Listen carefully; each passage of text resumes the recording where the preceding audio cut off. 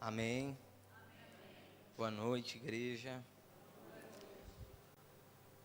Alegria estar aqui com vocês, compartilhar uma palavra que Deus aprove colocar no meu coração. E eu fui muito edificado no momento da construção dessa palavra. Mas antes de iniciar, só para ratificar o que as mulheres falaram aqui, que realmente é um privilégio muito grande a gente ter esse acesso direto com os pastores, né?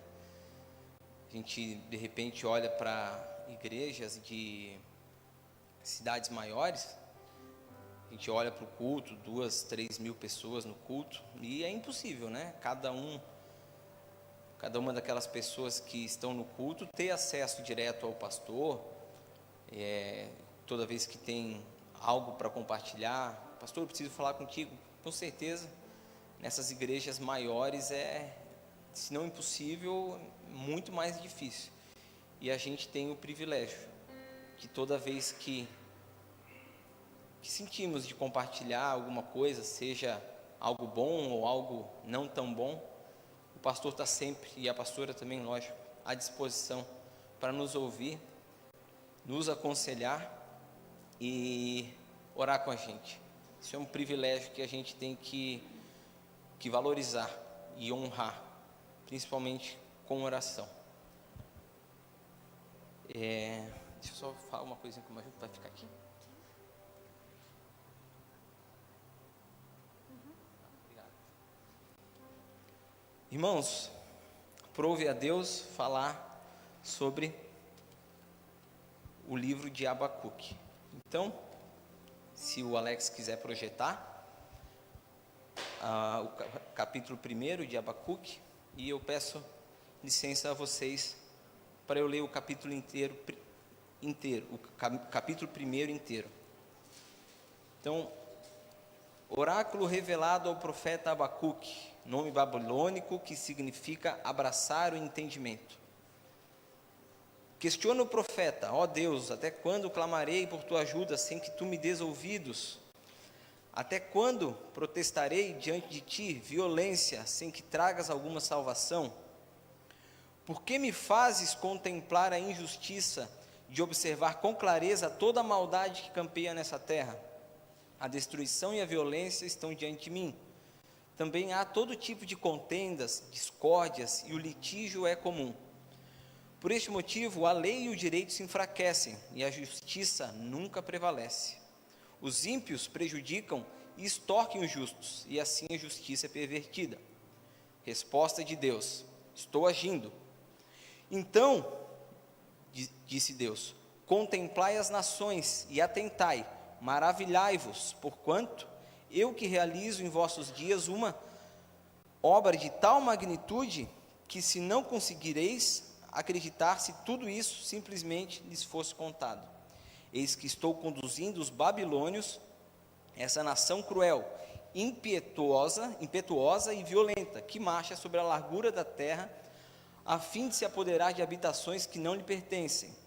É, pois, uma nação apavorante e temível, que faz justiça com as próprias mãos, e todo o seu juízo e lei vem dela mesma. Os seus cavalos de guerra são mais rápidos que leopardos, e mais ariscos e ligeiros que lobos ao pôr do sol. Os seus cavaleiros espalham-se por toda parte, eles vêm de muito longe, voam como a águia faminta que se apressa em devorar. Eles todos vêm determinados a massacrar. Suas hordas avançam como o vento do deserto, fazendo tantos prisioneiros como a areia da praia. Desprezam o poder dos reis e se escarnecem de todos os governantes. Riem diante de qualquer cidade fortificada, pois costumam construir rampas de terra e por meio delas invadem todas as fortalezas. Então, passam com o ímpeto de uma ventania e seguem adiante. Eles, porém, são homens carregados de culpa e condenação, porquanto têm como Deus a sua própria arrogância e força. Ó meu Deus, meu santo, porventura, aí Abacuque respondendo para Deus: ó meu Deus, meu santo, porventura não existes desde a eternidade? tu jamais morrerás, e nós te seguiremos. Mas, Senhor, tu designaste justamente essa nação pagã para executar o teu juízo? Ó rocha de refúgio, tu decidiste estabelecer este povo para aplicar o teu castigo. Tu, cujos olhos são puros e imaculados, que não suportam ver o mal, que não podes tolerar a malignidade. Então, por que tens paciência com os perversos? Por que ficas em silêncio enquanto os ímpios devoram os que são mais justos que eles?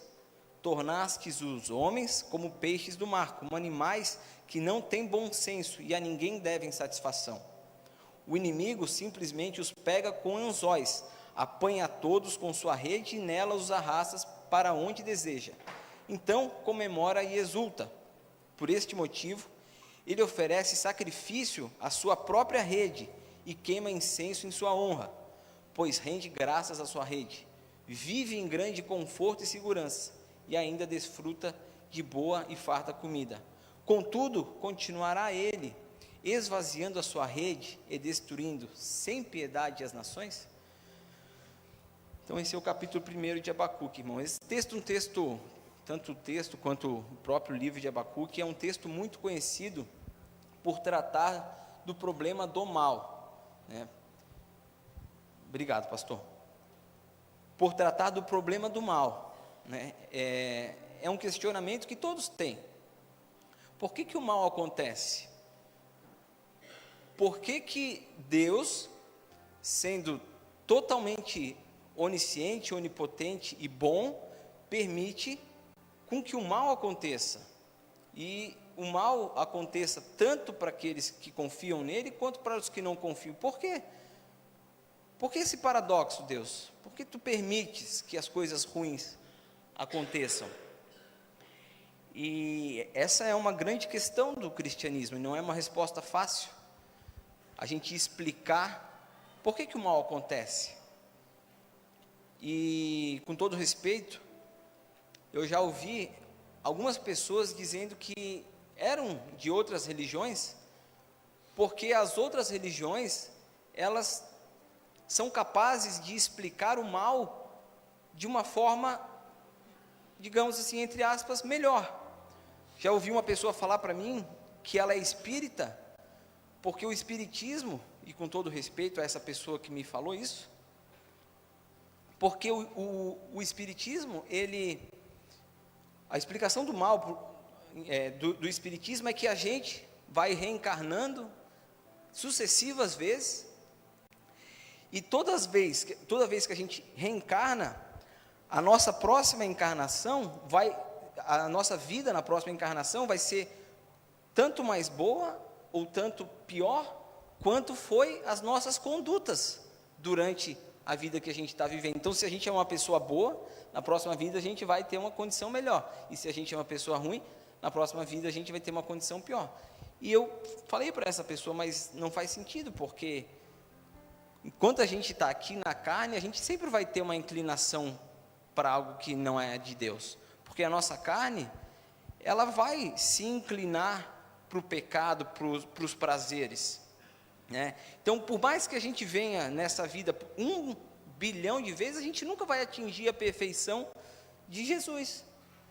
E então a explicação para o mal, ela é o que Abacuque traz, e a explicação do mal para o cristianismo é algo que a gente pega no espírito, é algo que a gente tem que ter uma inclinação do nosso espírito para entender como que Deus age através do mal.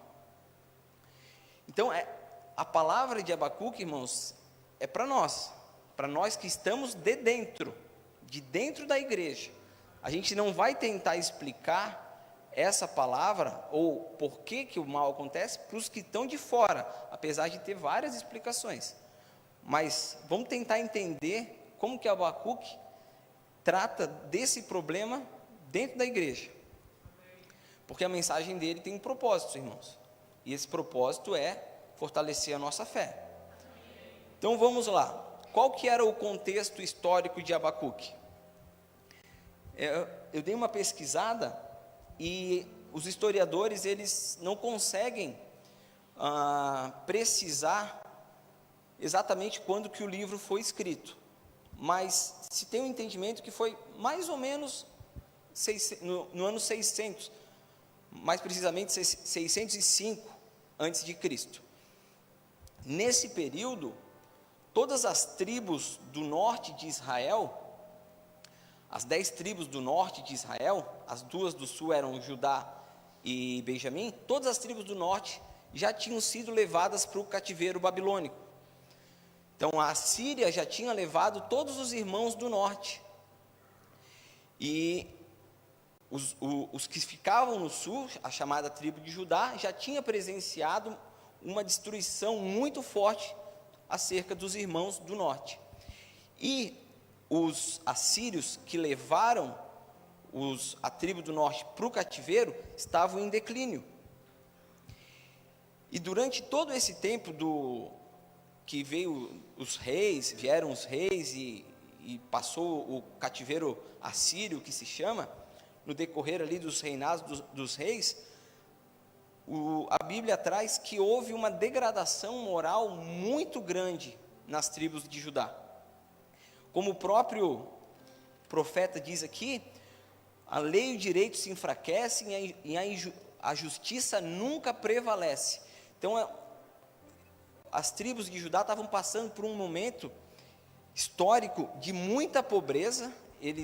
Eu dei uma pesquisada e dizem que só quem tinha dinheiro eram os grandes proprietários de terra, que compravam todas as terras daqueles pequenos proprietários, e grande parte desses pequenos proprietários tinham que trabalhar para os grandes proprietários de terra para poder sobreviver.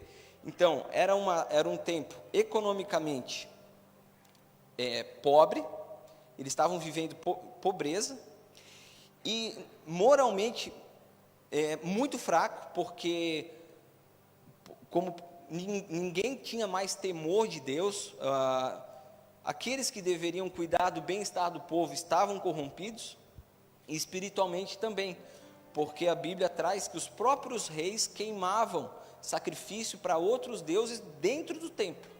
Então, assim, era uma degradação moral imensa, imensa. E a gente olha para esse tempo em que Judá estava vivendo, e com certeza a gente pode trazer para o nosso tempo.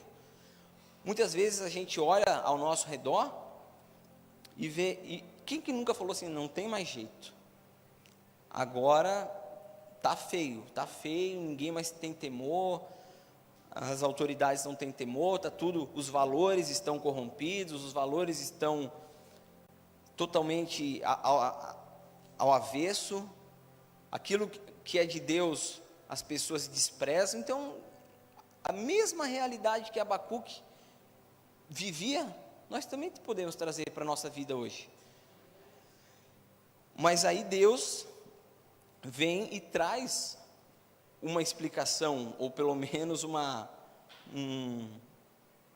resposta para Abacuque, mas essa resposta ia demorar para chegar um pouco.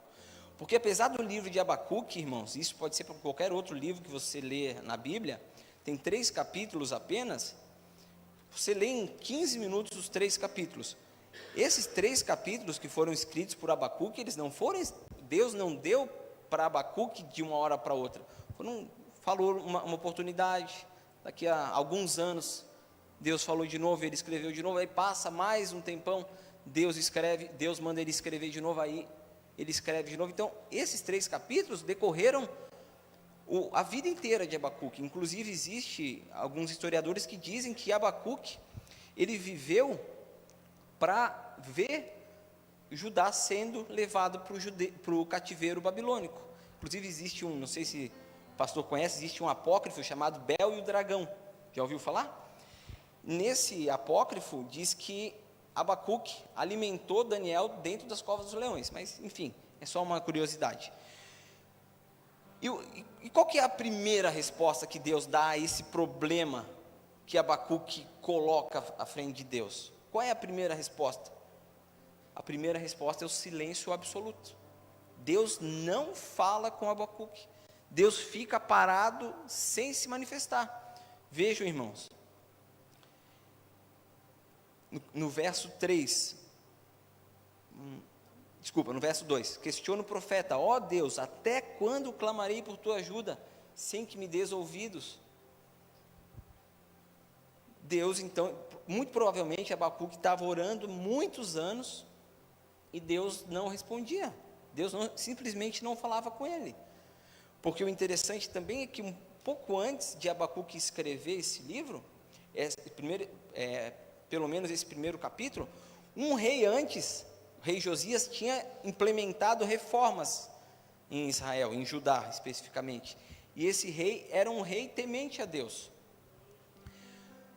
Mas logo depois veio um outro rei, Joacás, filho de Josias, que era o rei que implementou reformas, e também era um rei totalmente que não tinha nenhum temor de Deus.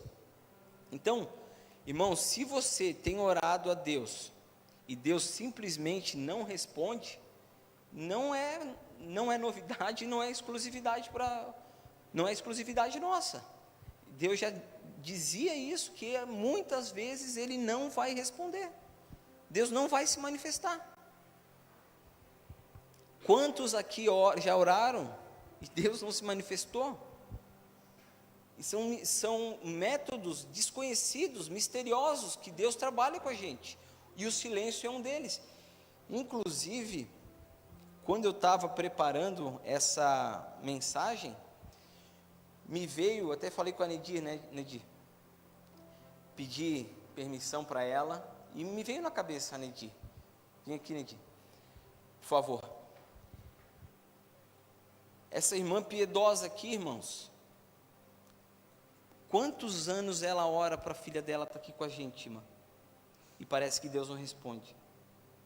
Mas é Deus. Deus está trabalhando. Deus está no controle. Deus vai trazer a filha da Nedir aqui.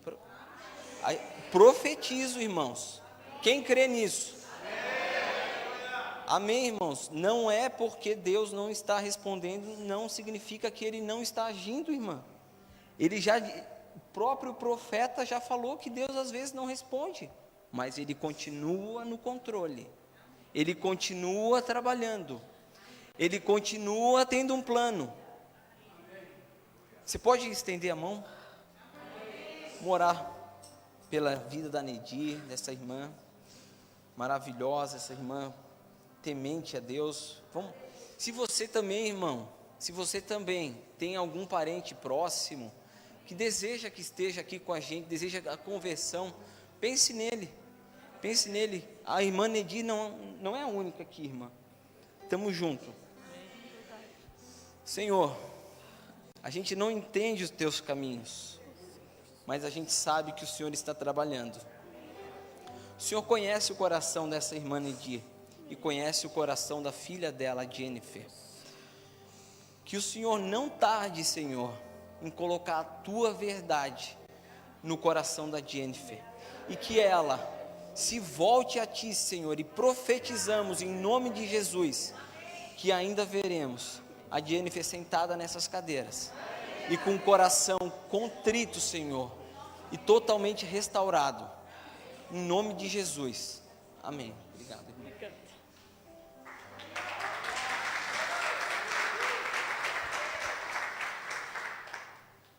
Métodos misteriosos de Deus, irmãos.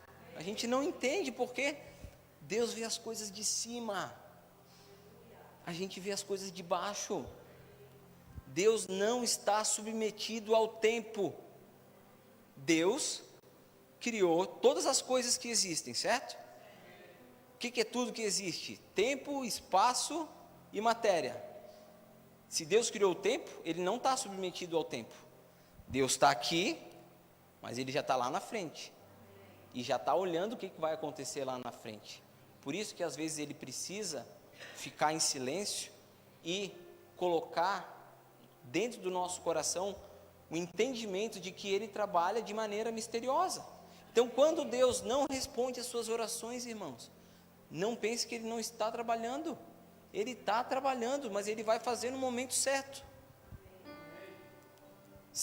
E aí, interessante aqui que Deus aí, Ele responde depois para Abacuque, a partir do verso 5. lembra? Resposta de Deus, a partir do verso 5, ele responde aí. Eu imagino que deva ter passado muitos anos até Deus responder para Abacuque. E aí o que ele responde? Abacuque, a situação vai ficar pior do que tu imagina. Porque não é só o teu povo que vai se corromper.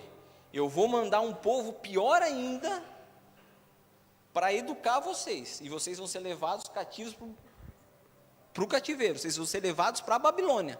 Por um povo mais ímpio do que os assírios. Porque os assírios, irmãos, eram conhecidos por serem extremamente violentos. Eu nem vou falar aqui porque não vale os métodos que eles usavam para torturar as pessoas, mas eram povos violentos mesmo. Os bárbaros e os caldeus, os babilônios, eram mais ainda. Então Deus falou, então você quer uma resposta? Então assim, vai piorar.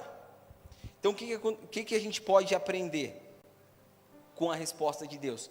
Que às vezes, quando a gente pede por uma coisa, aquilo ali pode ficar até pior. Pode ficar pior. Mas também não significa que não é de Deus. É Deus trabalhando, porque Ele avisou aqui que Ele ia usar os caldeus para educar, para disciplinar o Israel. E nós somos Israel espiritual. E Deus falou, vai ficar pior. Eu vou usar os caldeus, aquele povo ímpio, aquele povo que não tem temor, aquele povo que cultua várias divindades. E eu vou usar eles para educar vocês. Então, às vezes essa aparente, eu digo aparente porque para Deus não é piora, para nós pode ser que a gente entenda como uma piora na situação, mas para Deus não é. Para Deus é disciplina. Então, essa aparente piora na nossa situação também é um plano de Deus. Quem nunca aqui orou, usando também um exemplo de orar por conversão de outras pessoas, quem nunca orou por uma pessoa, Deus converte essa pessoa, e a pessoa fica pior ainda?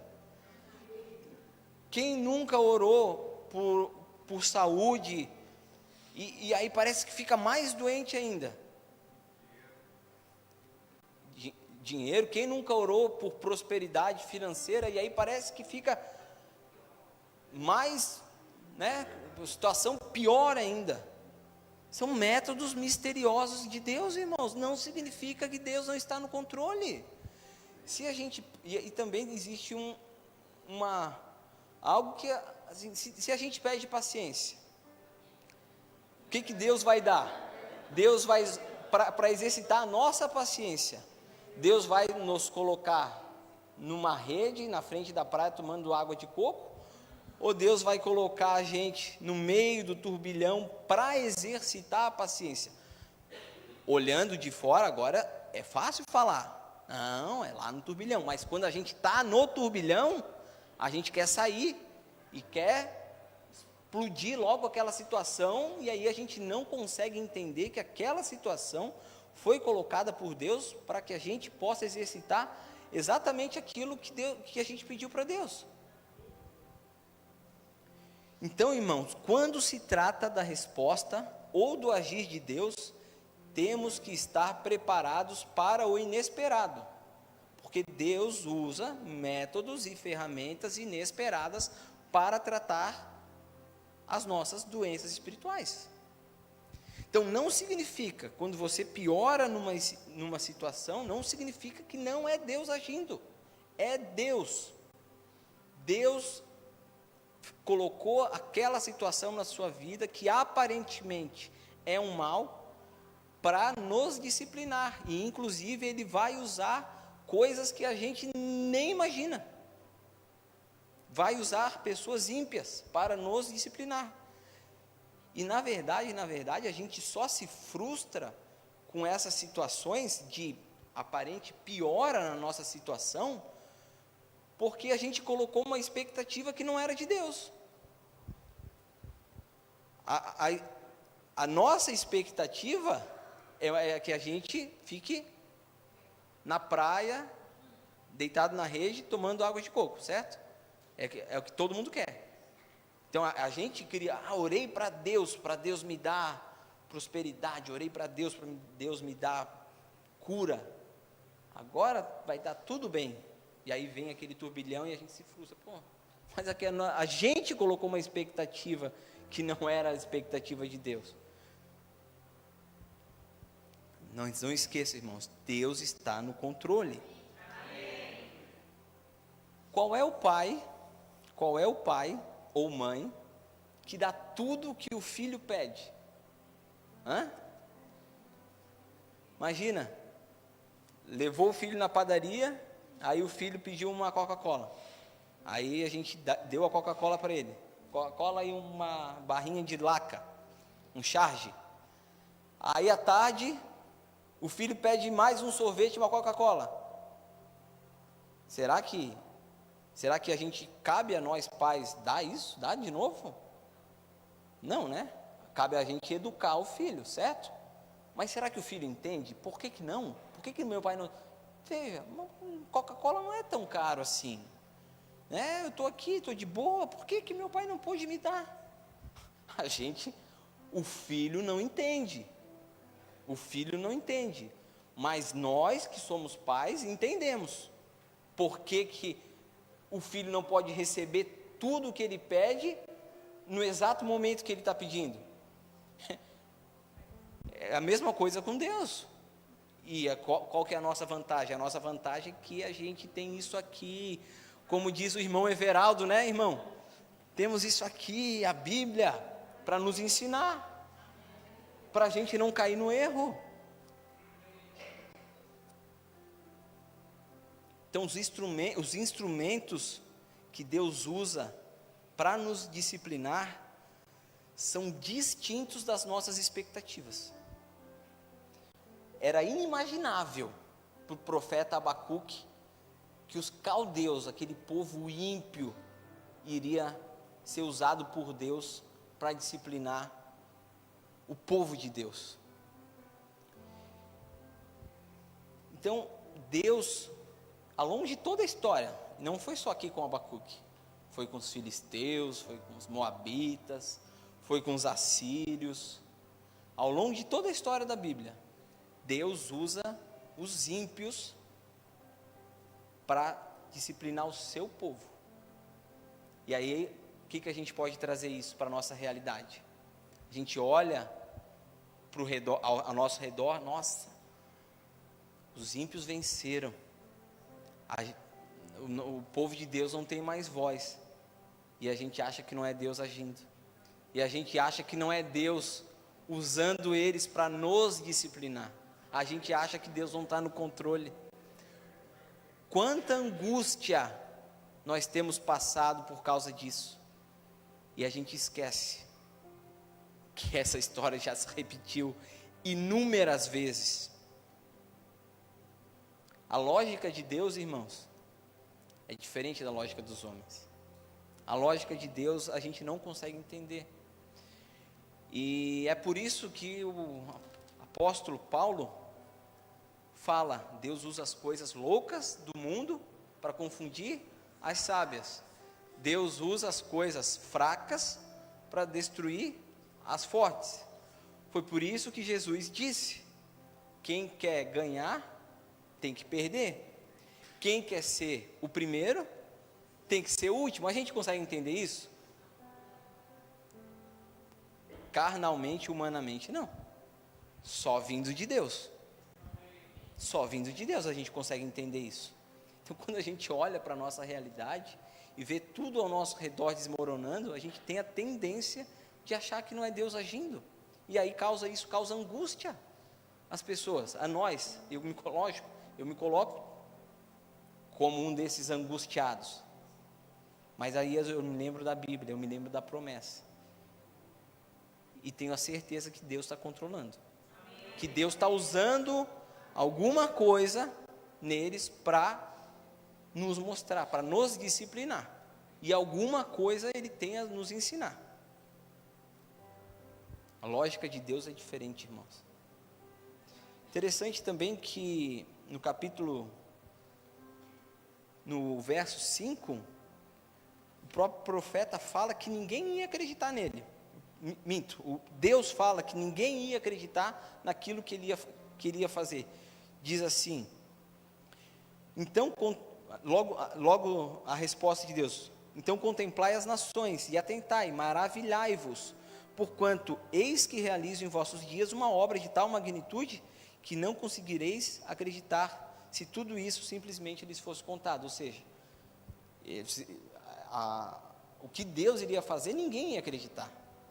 E é uma tendência nossa também, não a querer acreditar que Deus usa essas ferramentas, esses instrumentos totalmente irracionais aos nossos olhos, para trazer alguma coisa de bom para nós. O próprio profeta Abacuque não acreditava. E acontece muito com a gente, só que vocês não precisam acreditar em mim, mas se nós somos cristãos, a gente tem que acreditar na promessa de Deus, naquilo que está escrito. Naquilo que está escrito. Então, se está escrito que Deus usa o povo ímpio, que Deus usa uma lógica diferente para tratar do povo dele, a gente tem que acreditar. Então, muitas vezes, tudo isso que está acontecendo serve também, além de outras coisas, para fortalecer a nossa fé nele. Situações ruins, irmãos, acontece com todo mundo, dificuldade financeira, dificuldade familiar, às vezes pode estar orando por uma gravidez e não vem, doença, até mesmo a morte, tem um propósito,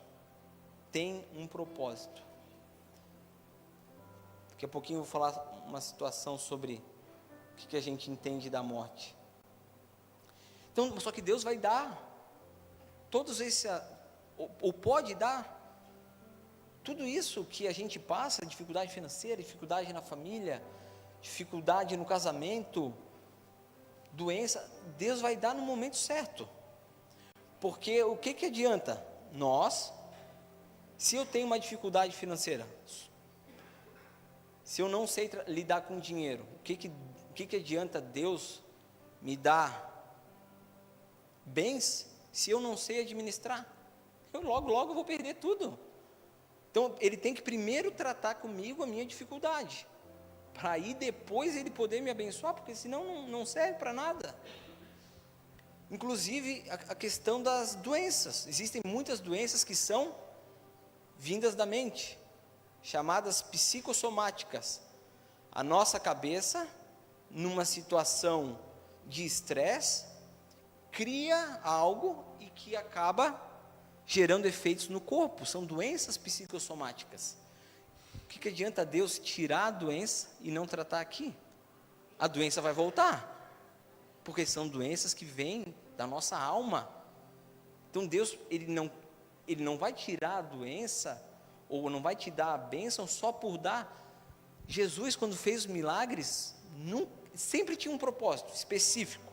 Nunca foi um milagre por fazer, para demonstração de poder, ou simplesmente para curar a pessoa. Sempre o propósito era maior. E com a gente também funciona assim. O propósito de Deus, para que a situação ruim, para o nosso sofrimento, para que a gente vença ele, é tratar dentro da gente. Quando a gente entende isso, aí começa o processo. Então, aquilo que parece derrota, para Deus, é a oportunidade para o início do processo da vitória nas nossas vidas. Interessante também que no verso 11,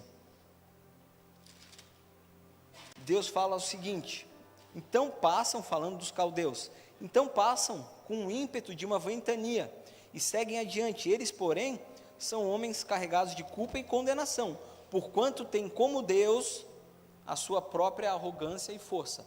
Então, os próprios ímpios, as pessoas que não acreditam, não têm Deus no coração, achavam que tudo aquilo que estava acontecendo, as vitórias dele, achavam que era por força própria, por mérito próprio deles. Mal eles sabiam que era Deus usando eles, permitindo com que tudo aquilo acontecesse para tratar do povo dele. Será que isso se aplica hoje? Será? Onde estão os grandes impérios, irmãos? Onde está o Império Assírio? Onde está o Império Persa? Onde está o Império Babilônico? Onde está o Império Romano? Onde está o Império Grego? Todos aniquilados. O que permanece? A palavra permanece.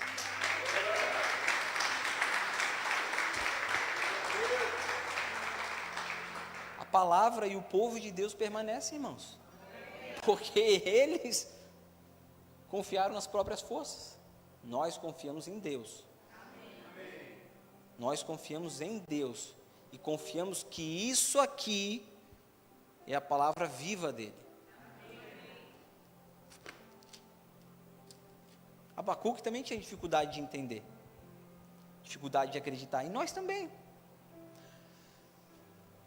O próprio João Batista, aquele que Jesus falou, que foi o maior nascido de mulher, falou ou não falou? O maior nascido de mulher, aquele que teve, não tem como dizer em palavras o tamanho do privilégio que João Batista teve em batizar Jesus, não tem como explicar. O maior de todos os homens nascidos de mulher, irmãos, também duvidou de Jesus. Por quê?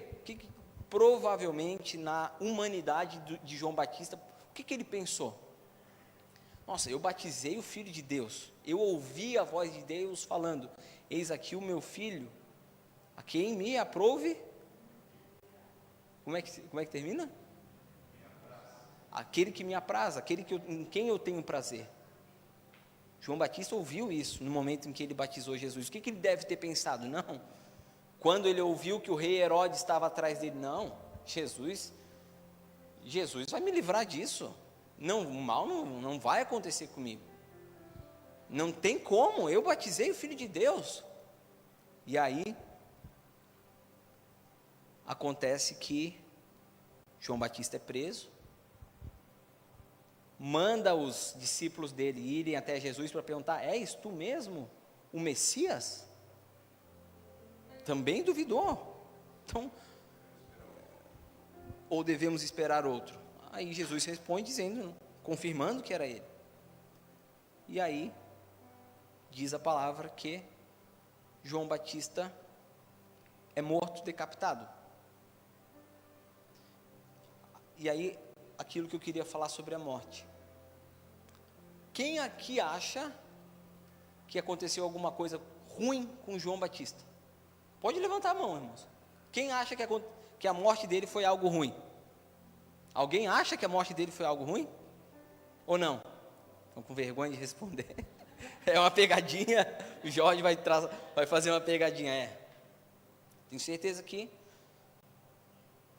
de acordo com a nossa humanidade, a gente olha para que coisa ruim que aconteceu com João Batista, né? Mas agora eu não vou falar que foi ruim ou não, quero dar uma nova perspectiva àquilo que aconteceu com João Batista.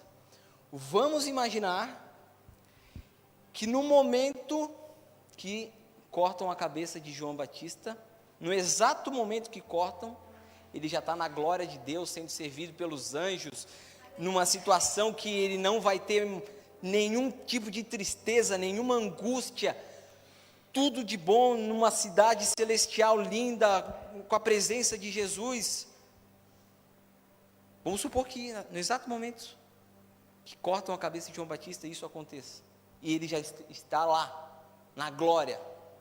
Aí eu pergunto, foi algo ruim? Ou foi algo bom que aconteceu com João Batista? Ruim foi para quem ficou, que não entendeu. João Batista está salvo. Então, até mesmo a morte, ela pode ser tratada por uma nova perspectiva. Porque a morte em si, se a pessoa está salva, não é ruim. Mesmo uma morte violenta. Mesmo uma morte violenta. Ruim é para quem fica aqui e que não entende o propósito de Deus e que fica sofrendo. E aqui eu não estou falando, irmãos, que a gente não deve se enlutar por parentes. A tristeza fica. Mas o que eu quero dizer é que Deus teve um plano naquilo. Deus teve um plano na morte, Deus controla tudo. Tudo, a vida e a morte. Então Deus tem um plano na morte. Como diz o pastor, às vezes a pessoa está com o coração longe de Jesus. Já conheceu Jesus. Já conhecia Jesus. E se afastou. Aí ela, no momento de arrependimento, Deus coloca no coração dela o arrependimento, ela volta. O que acontece, pastor? A pessoa morre. Por que ela morreu? Quem sabe se ela não pudesse ter a oportunidade de ficar mais aqui, ela não se afastaria definitivamente para Deus. Então, até a mesma morte, a questão da maldade ou do sofrimento na morte, é uma questão de perspectiva. Porque se a pessoa está salva, ela está na glória, ela está numa situação infinitamente melhor do que a nossa. Então a dúvida, irmãos, duvidar, será que é Deus mesmo? É normal, até João Batista duvidou, mas ele não murmurou, ele não blasfemou, ele não reclamou. Depois que Jesus confirmou, ele tanto aceitou que Deus permitiu que ele morresse. Então, como entender todas as nossas tribulações, tudo que a gente passa de dificuldade na vida, sem ficar angustiado, sem ficar triste, sem reclamar, sem achar que não é Deus, sem achar que Deus não liga para a gente.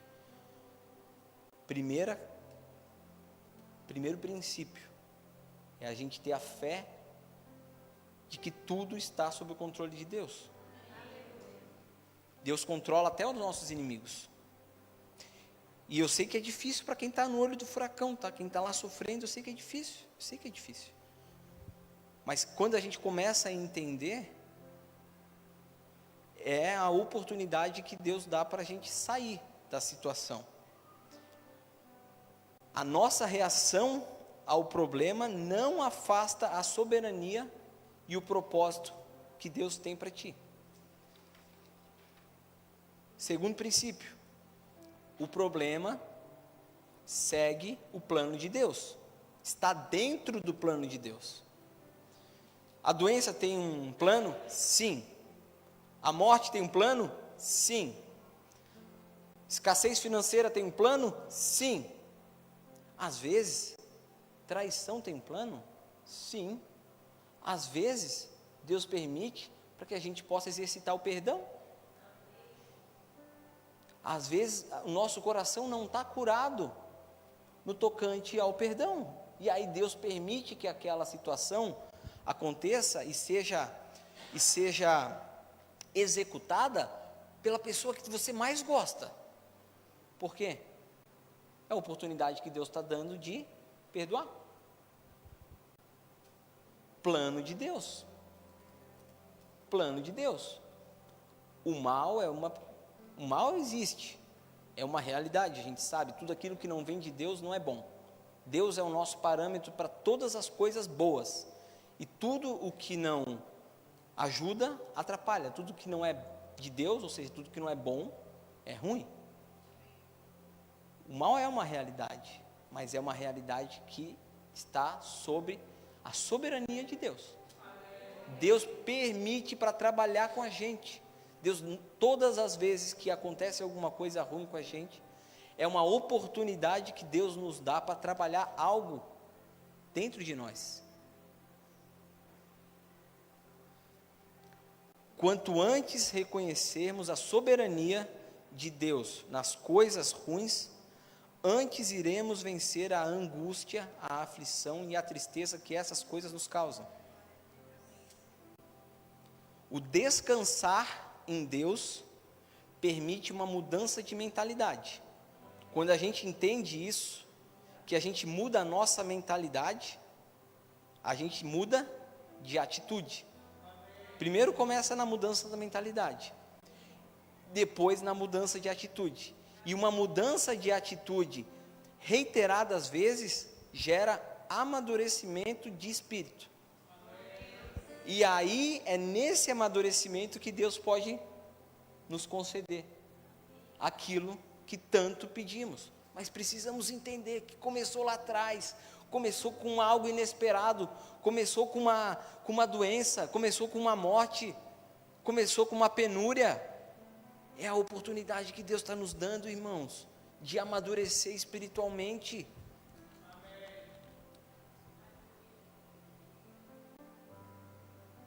A maturidade espiritual é o que Deus quer para nós. Primeiro Deus quer nos salvar, e depois Ele quer que nós sejamos maduros com relação a Ele.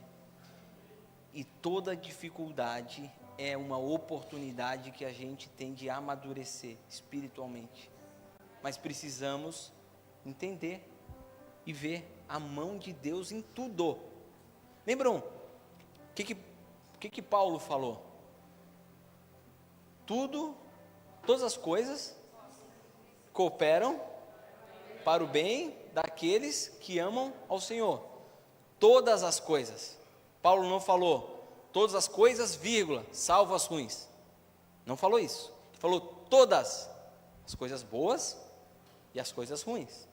Todas as coisas cooperam para aqueles que amam ao Senhor.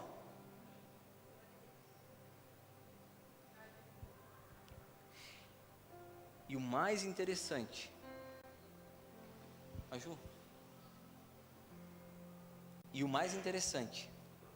quando a gente passa por esse processo de entendimento, depois de mudança de mentalidade, depois de mudança de atitude, e chegamos ao amadurecimento, que nós podemos testemunhar a respeito dessas coisas, aí é o êxtase para Deus. Aí é onde o propósito final dele está sobre a tua vida.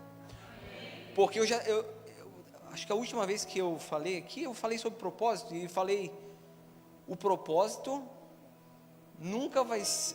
que Deus tem para a tua vida nunca vai ser algo que Ele vai te dar para ti. Ele vai ser algo que Ele vai te usar para abençoar os outros.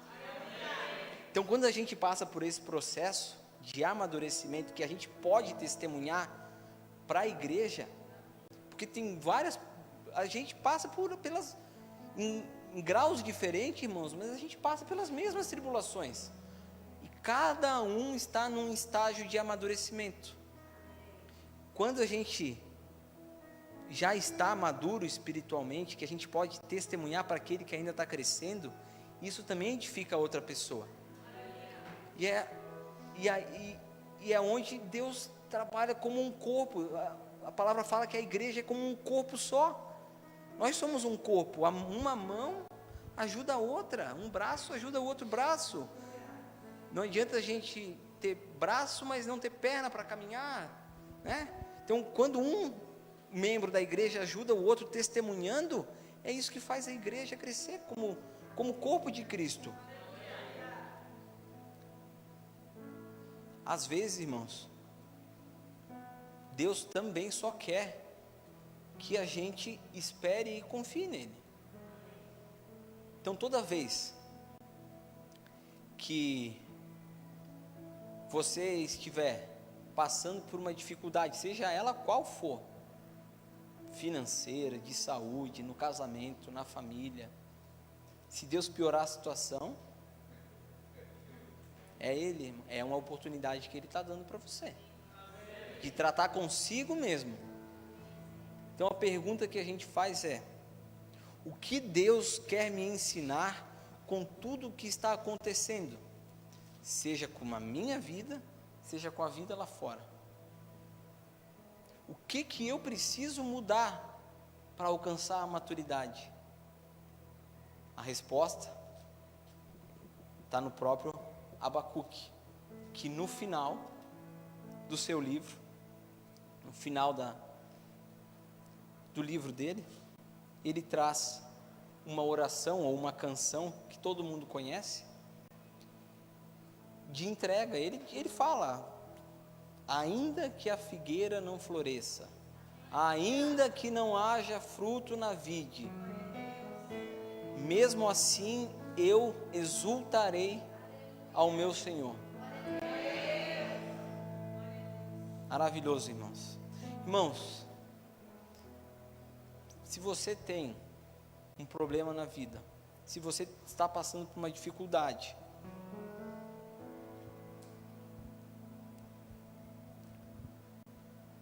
vem aqui na frente, irmãos, vamos orar por ti. A gente não vai orar para que o problema seja retirado, a gente vai orar para que você tenha o entendimento daquilo que Deus quer fazer com a sua vida, para que Ele possa retirar o problema. Vem aqui, irmãos. Quem quer uma oração? Quem quer uma oração? Quem quiser uma oração, irmãos?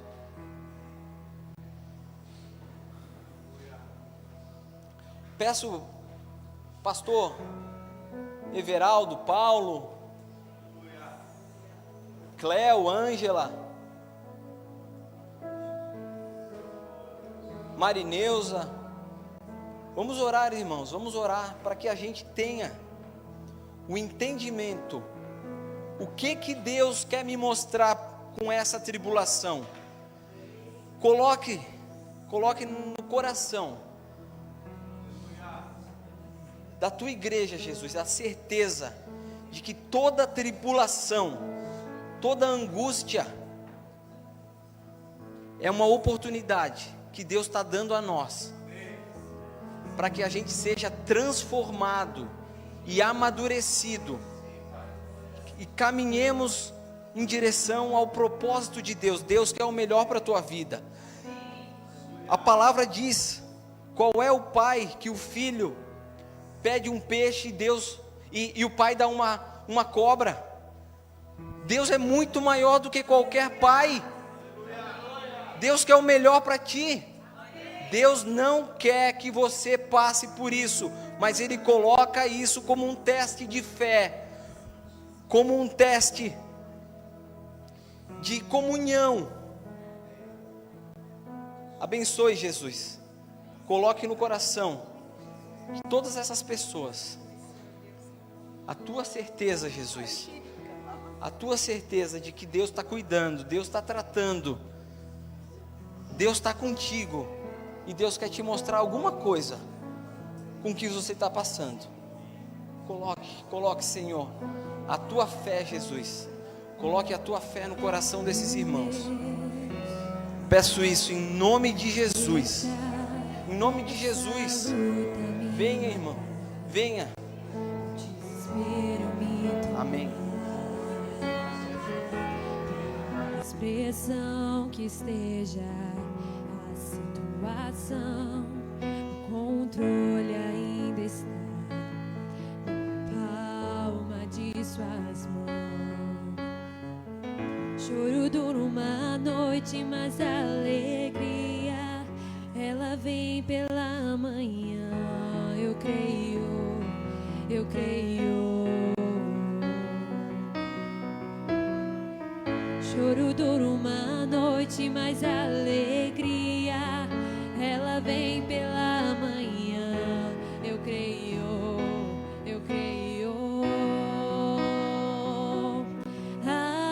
Ainda que a figueira não floresça e não haja fruto na vide, e o produto da oliveira minta, todavia eu me alegrarei, todavia eu me alegrarei.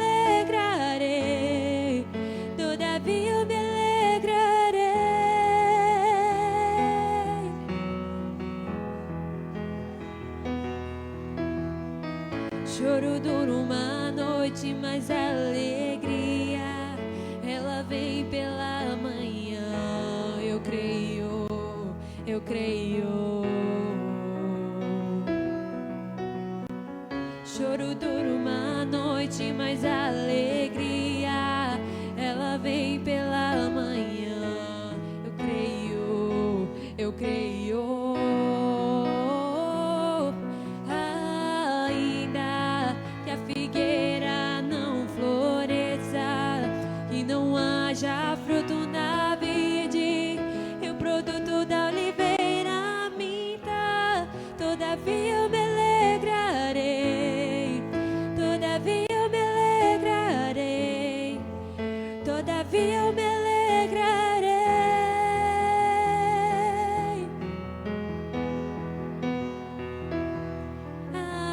Ainda que a figueira não floresça, que não haja fruto na vide, e o produto da oliveira minta, todavia eu me alegrarei, todavia eu me alegrarei, todavia eu me alegrarei.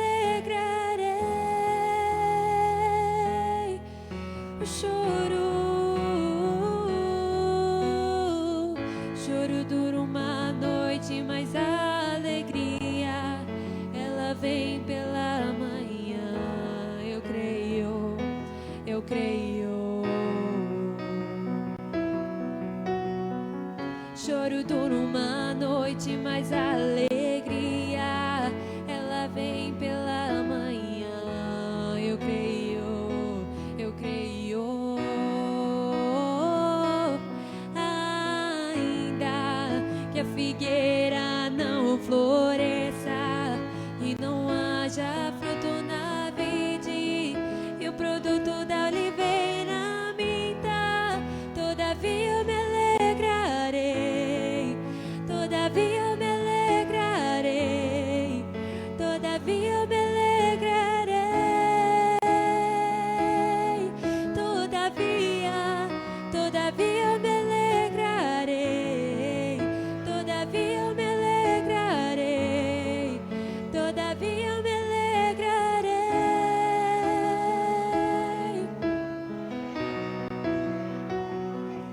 Ainda que a figueira não floresça, que não haja fruto na vide, e o produto da oliveira minta, todavia eu me alegrarei, todavia eu me alegrarei, todavia eu me alegrarei.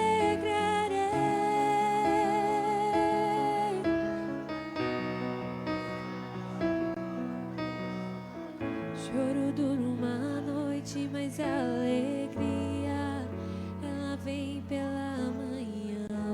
Eu creio, eu creio. Choro dura uma noite, mas a alegria, ela vem pela manhã. Eu creio, eu creio. Ainda que a figueira não floresça e não haja fruto na vide, e o produto da oliveira minta, todavia eu me alegrarei, todavia eu me alegrarei, todavia eu me alegrarei.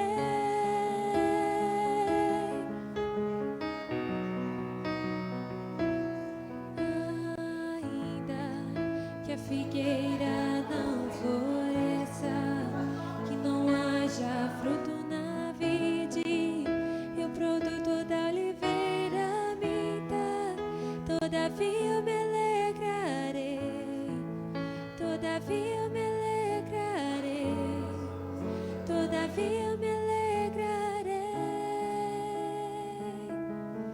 todavia, todavia eu me alegrarei, todavia eu me alegrarei, todavia eu me alegrarei,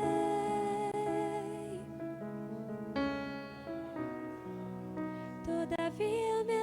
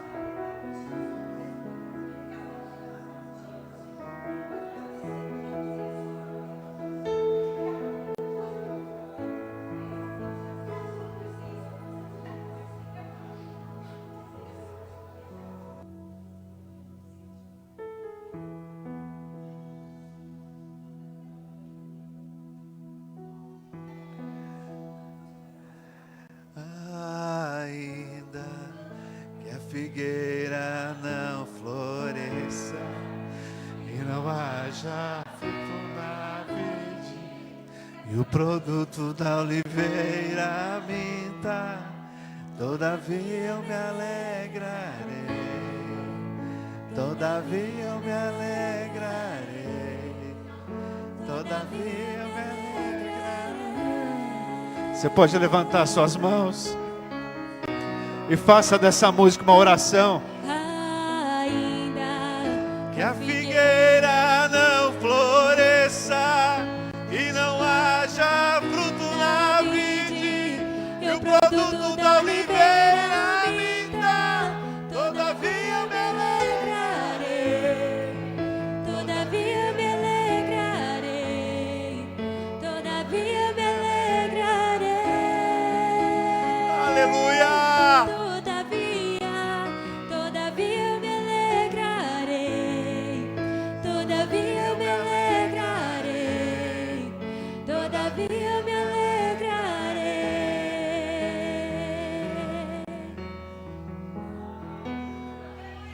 Você pode aplaudir o Senhor? Aleluia!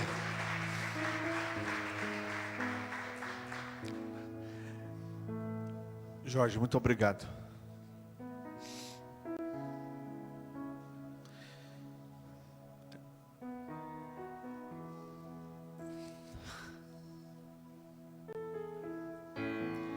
Em dias que nós, pastores, precisamos disso que a gente fez hoje.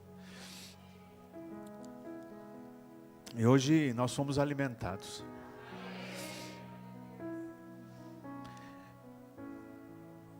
Quero dizer a vocês que às vezes a gente sai vasculhando na internet, buscando pregadores, buscando vídeos, nomes famosos. Irmãos, o alimento que Deus tem nos dado é incrível. Não busque almoçar fora de casa, quando na tua mesa tem o melhor alimento. Glória a Deus, pela vida, não só do Jorge, mas de todos aqueles que têm caminhado conosco e têm crescido. E essa palavra, irmãos, ela é tão atual, ela é tão viva, que pode mudar uma geração. Se um pai ou uma mãe em casa reclama, como que o meu filho vai acreditar em Deus? Agora, se o pai ou uma mãe em casa diz glória a Deus, como diz Paulo, eu aprendi a viver contente em qualquer circunstância. Esse é o nosso papel. Se tiver alguém reclamando, abrace ele e fala: irmão, Deus está no controle. Deus está no controle, Nedir. Eu oro há quase 19 anos para ver minha família aqui, para ver meu pai, minha mãe, meus irmãos. E eu confesso que às vezes eu achei sim que Deus tinha esquecido, mas aí vem uma palavra dessa e diz: eu estou no controle. Você pode segurar na mão de quem está do teu lado?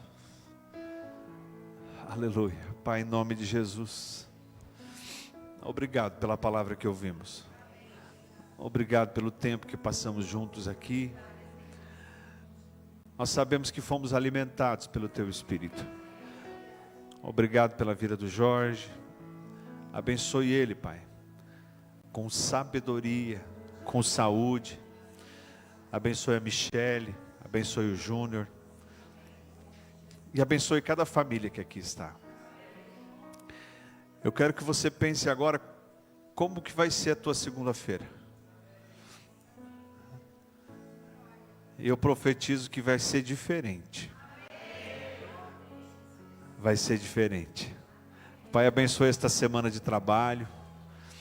Abençoe o curso de casais na terça-feira. Abençoe as células durante a semana. E abençoe, Senhor, cada plano que estamos fazendo. Que Deus te abençoe. Vá em paz, em nome de Jesus. Amém. Dê um abraço aí na tua família, quem está perto de você. Vá em paz, em nome de Jesus. Ela vem pela manhã, eu creio, eu creio. Choro dura uma noite, mas alegria. Ela vem pela manhã, eu creio, eu creio. Ainda que a figueira não floresça, que não haja fruto na vide, e o produto da oliveira minta, todavia eu me alegrarei, todavia eu me alegrarei, todavia eu me alegrarei.